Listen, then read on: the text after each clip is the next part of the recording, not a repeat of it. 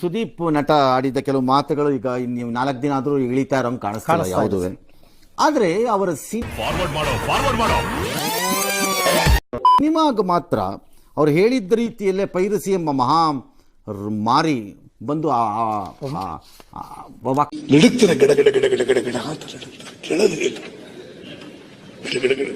ಚಳಿ ಬಂದವ್ರ ತರ ಕರ್ಸ್ಕೊಂಡಂಗಿದೆ. 9,000 piracy link ತೆಗೆದಿದ್ದಾರಂತೆ.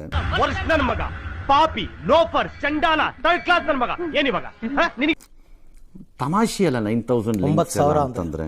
ಅಂದ್ರೆ ಯಾರೋ ಇಂಟೆನ್ಷನಲಿ ಉದ್ದೇಶಪೂರ್ವಕವಾಗಿ ಮಾಡ್ತಿದ್ದಾರೆ ಅಂತ ಆಯ್ತು. ಇದನ್ನ ಇಲ್ಲಿದ್ರೆ ಆ ಪ್ರಮಾಣದಲ್ಲೆಲ್ಲ ಯಾರು ಮಾಡ್ಲಿಕ್ಕೆ ಹೋಗಲ್ಲ. ನಾನು ಬಡವ ನೊಂದಿದ್ದೇನೆ. ಪುತ್ರಿ ಬಗ್ಗೆ ಯಾರೋ ಕಾಮೆಂಟ್ ಹಾಕಿದ್ದಕ್ಕೆ ನಾನು ಟೈಮ್ ವೇಸ್ಟ್ ಮಾಡ್ಕೊಳ್ಳಲ್ಲ, ಯಾಕೆ ವೇಸ್ಟ್ ಮಾಡ್ಕೋಬೇಕು, ಆಕೆ ನನಗಿಂತ ದೊಡ್ಡವಳಾಗಿ ಬೆಳೀತಾಳೆ ಅಂತ. ಎಕ್ಸಾಕ್ಟ್ಲಿ. ನನ್ನ ಮಗನೇ ನೀವೊಂದು ಕೆಲಸ ಮಾಡ್ರ, 2 ಮೊಳ ಹೂವ ತಗೊಂಡು 1 ಡಜನ್ ಬಳೆ ತಗೊಂಡು ಎಲ್ಲ ನೀಟಾಗಿ ಪೊಣ್ಸ್ಕೊಂಡ್ಬಿಟ್ಟು 9 ಕೂತಾರ ನನ್ನ ಮುಂದೆ ಬಂದು ಪೋಸ್ಟ್ ಕೊಟ್ಕೊಂಡು ನಿಂತ್ಕೊಂಡ್ಬಿಡಿ. ಈ ನಿಲುವಿಗೆ ಬರಬೇಕು ಅಂದ್ರೆ ಅಲ್ಲಿ ಒಂದು ಫುಲ್ ಸ್ಟಾಪ್ ಇಡಬೇಕು.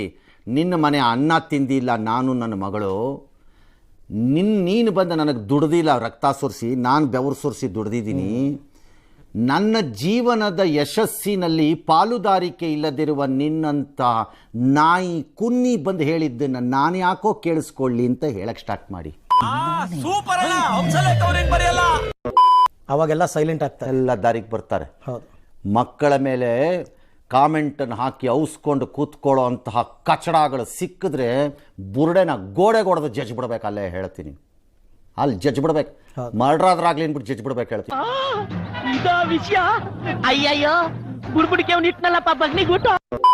ನೀವು ಒಬ್ಬನಿಗೆ ಕಚಡಗಳಂತಂದು ತಂದೆ ತಾಯಿಗಳ ಮೇಲೆ ತಾಕತ್ತಿದ್ರೆ ಯುದ್ಧ ಮಾಡ್ರೋ ಇಡಿಯಟ್ಗಳ.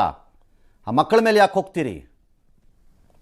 ಎಲ್ಲರ ಮೇಲೂ ಸಿಕ್ಕದವ್ರ ಮೇಲೆಲ್ಲ ಕಮೆಂಟ್ ಹಾಕೋದು, ಬಾಯಿ ಹಾಕಿ ನನ್ನಂತವ್ರ ಮೇಲೆ ಯಾಕೆ ಏನ್ ಹಾಕೋತೀಯೋ ಹಾಕೊಳ್ಳೋ ಅಂತ ನಾನು ಹೇಳಲ್ವಾ? ಅದೇ ಹಾಕೋದೇನೇನು ಹಾಕ್ತೀಯ?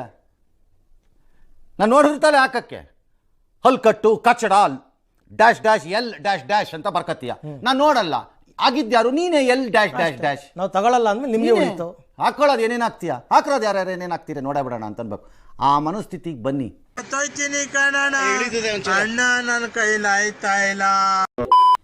ಎಲ್ಲ ಸರಿ ಹೋಗುತ್ತೆ. ರೈಟ್. ಇನ್ನು ಕಾಂಗ್ರೆಸ್ನ ಅಷ್ಟೇ